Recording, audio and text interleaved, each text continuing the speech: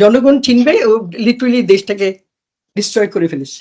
জনগণ চিনবে, ওর বাবা আর মেয়ে তো শিকটে মানে অনেক বছর মানে জোর জবরদস্তি করে এত বছর থেকে। আচ্ছা, ফাইনালি খালাম্মা, আপনি কি ভোট দেবেন আগামী নির্বাচনে? জি, আমি এই যে এনআইডি আমার ভোটার আছে, হয়েছেন? এই দুজনের ভোটার নাই হয়েছেন? বিচারে দেশে। জি, আমি আমার এক মামাতো ভাইকে বললাম, এই যে গত 5 তারিখে ওয়াজ দ্য লাস্ট ডেডলাইন, তো আমি বললাম যে ভাই আমাকে আমার এনআইডি দিয়ে আমাকে একটু এনরোল করেন। তো ইনশাল্লাহ 12ই ফেব্রুয়ারিতে আমি ভোট দেবো ইনশাল্লাহ, ওই অনলাইন আর কি, ইনশাল্লাহ, ইন্টারন্যাশনাল। ইনশাল্লাহ। জি আচ্ছা, জি আমি কি এক প্রশ্ন জিজ্ঞেস করতে পারি? মানে যদিও এটা খুব এটা জিজ্ঞেস করাটা ঠিক হবে কিনা। আপনি জেনারেল উত্তর দিয়েন। আমরা তো দেখতে পাচ্ছি যে দুইটা প্রধান প্রতিদ্বন্দ্বী দল। একটা হচ্ছে একদিকে এনসিপি ছাত্ররা, তার সাথে জামাত, এবি পার্টি মিলে একটা জোট হয়েছে, যাকে বলা হচ্ছে যে ডেমোক্রেটিক আগ্রাসন বিরোধী ফ্রন্ট, আর একদিকে বিএনপি এবং তার সাথে সমমনা দলগুলো। আমি কি জিজ্ঞেস করতে পারি, আপনি যদি ভোট দেন কাদেরকে ভোট দেবেন? আপনি জিজ্ঞেস করছেন, আমি I was ready to answer before. ভালো হয়েছে আপনি, আমি দিলে, আমি আগেও ভোট দিতে পেরেছি, চান্স পেয়েছিলাম। আমি জামাতে ইসলামকে দিয়েছিলাম, আর এখন আমি ভোট দিলে জামাতে ইসলামের যেসব মানে জোট আছে। বললাম, হ্যাঁ, যে যাদেরকে মানে ফাঁসি দেওয়া হয়েছে, ওদের জামাতে ইসলামের যে আপনার আমির ছিলেন, ইয়ে আপনার নিজামী সাহেব, ওনার ছেলে ব্যারিস্টার, জি ব্যারিস্টার নাজিব, এদেরকে ছোট ছোট দেখেছি। ওর মা আমাদের কোরআন ক্লাস করতেন, তো আমি দিলে এদেরকে দেবো। কেন বলতে পারবা? কেন কেন কেন ভোট দেবো? কেন ভোট দেবো আমি আপনাকে বলি।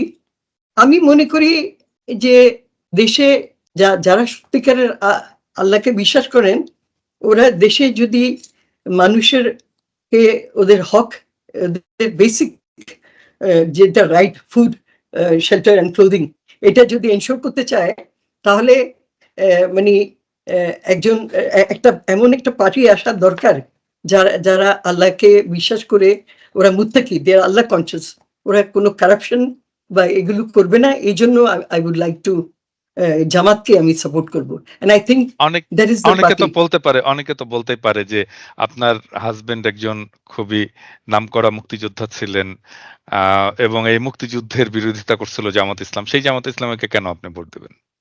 আমি আপনাকে বলবো, মুক্তিযুদ্ধের বিরোধিতা তো বেটার দ্য হিস্ট্রি।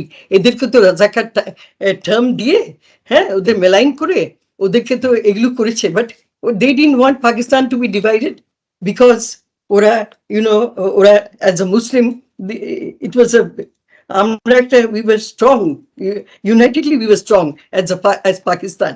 সেটার জন্য ওনাকে গোলাম আজম চাচাকে রাজাকার বলে।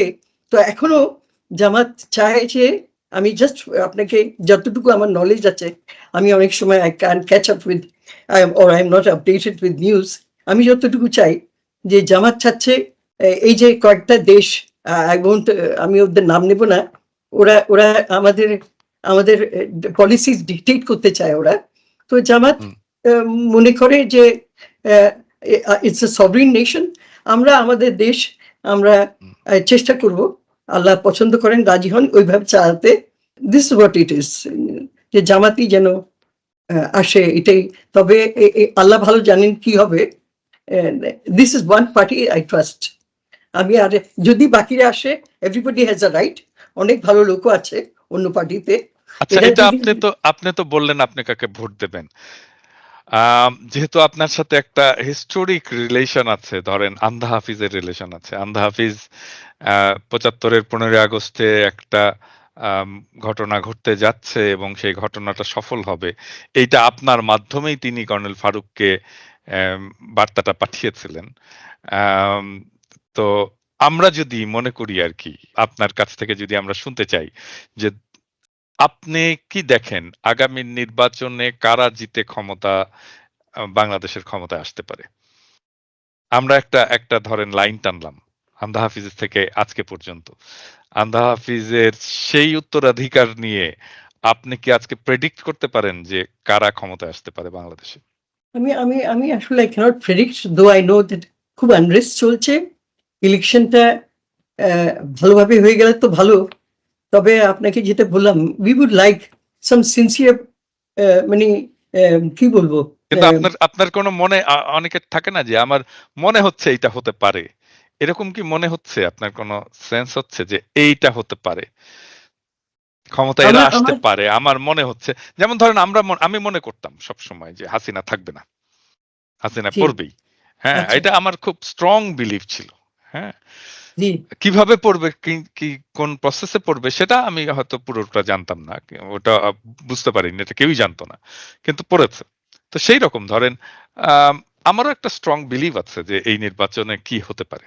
আমার একটা স্ট্রং বিলিভ আছে। আমি এটা বলছি আপনি না কি এখন। একটু বলবেন আমাকে, শেয়ার করবেন আপনার কি আমি বিলিফটা? আই উড লাইক আমি টু নো। আমি আমি অনেক আগে থেকেই বলা শুরু করেছি। অনেক আগে থেকে। এটা হয়তো আম অনেকেই খেয়াল করেছে। আমি আমার এপিসোডেও বলেছি যে, I don't see যে বিএনপি ক্ষমতায় আসছে। আমি এটা দেখি না। হ্যাঁ? এবং এখন আমি অনেকটাই নিশ্চিত যে সম্ভবত বিএনপি আগামীর ক্ষমতা অনেকে মনে করতে পারে। কিন্তু আগামীর ক্ষমতায় বিএনপি যদি ভোট ফেয়ার হয় তাহলে কোন চান্স নাই বিএনপির ক্ষমতায় আসার। এটা আমার ধারণা।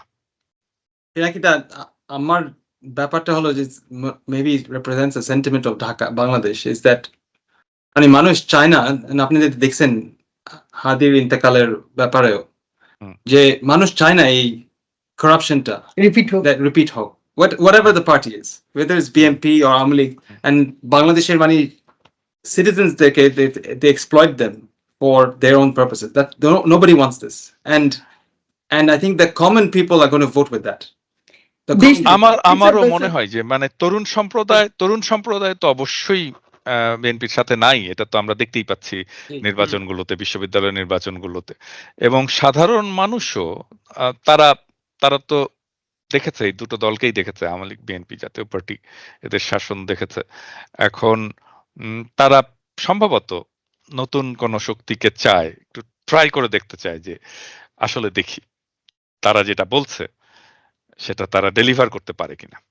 আর তার জি, পাশাপাশি ছাত্ররা যেহেতু আছে, ছাত্রদের দল যেহেতু আছে, তাদের প্রতি অ্যা এক ধরনের সহানুভূতি, এক ধরনের ভালোবাসা এটাও আছে। হ্যাঁ?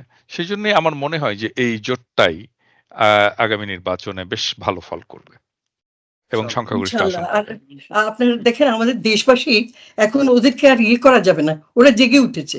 বুঝেছেন? ওরা মানে ওদেরকে তুমি বছরের পর বছর ওদেরকে ভোট দিতে, you will allow them not to vote, which happened with the students. ওরা বলছে আমরা গত ১৫ বছর আমরা ভোট দিতে পারিনি। আমরা as citizens what right do we have? Is this a free nation? What is happening? তো অ্যা দেশ আর দশের খিদমত করবে, আমাদের দেশটাকে উন্নত করবে। We would like মিলেমিশে করো তোমরা, তোমাদের দেশটাকে গড়ো তোমরা। দ্যাট ইজ হোয়াট ও ও ওর আব্বা চেয়েছিল যে মানে ও সবসময় এটা মনে করতো, আই আস্কড যে একটু রিমাইন্ড করে দিও যে আমাদের বাংলাদেশ পপুলেশন নিয়ে মানুষের অনেক সময় বলতো যে এত ছোট কান্ট্রি, পুয়ার কান্ট্রি, এত পপুলেটেড। তো ওর আব্বা বরাবরই ভাবতো যে this population is an asset, this man power, আমরা এদেরকে দিয়ে আমরা পুরো দেশটা গড়তে পারবো। আর এটা একদিন সোনার বাংলাদেশ হবে। এটা খুব প্রসপারাস একটা কান্ট্রি অফ বাউন্টি।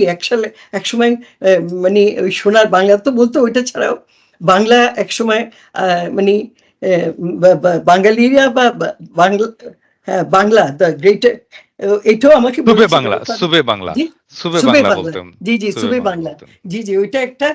আর ও ও এটাও ভাবতো যে আমরা we will be a greater Bengal. এটা হি ইউজ টু ওর ফার্স্ট সাইডেডনেস, হ্যাঁ ন্যাশনাল সার্ভিস। তো ও বলতো যে আমি চাই যে আমাদের পুরা বাংলাদেশে ন্যাশনাল সার্ভিস হবে কম্পালসারি, যে 2 ইয়ার্স 18 বছর পরে they will serve the country. ওরা যারা নিরক্ষর ওদেরকে লিটারেসি দেবে, ওরাই আমাদের দেশটা গড়বে, দিস ইয়াং জেনারেশন।